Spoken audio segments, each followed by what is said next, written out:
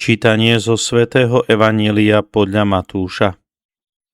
Ježiš povedal svojim apoštolom: Nebojte sa ľudí, lebo nič nie je skryté, čo by sa neodhalilo, a nič utajené, čo by sa neprezvedelo.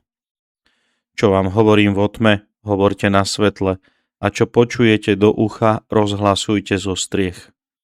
Nebojte sa tých, čo zabíjajú telo, ale dušu zabiť nemôžu. Skôr sa bojte toho, ktorý môže i dušu, i telo zahubiť v pekle. Nepredávajú sa dva vrabce za halier. A predsa ani jeden z nich nepadne na zem bez vedomia vášho Otca. Vy však máte aj všetky vlasy na hlave spočítané. Nebojte sa teda, vy ste cennejší ako mnoho vrabcov. Každého, kto mňa vyzná pred ľuďmi, aj ja vyznám pred svojim Otcom, ktorý je na nebesiach. Ale toho, kto mňa zaprie pred ľuďmi, aj ja zapriem pred svojim Otcom, ktorý je na nebesiach. Počuli sme slovo Pánovo.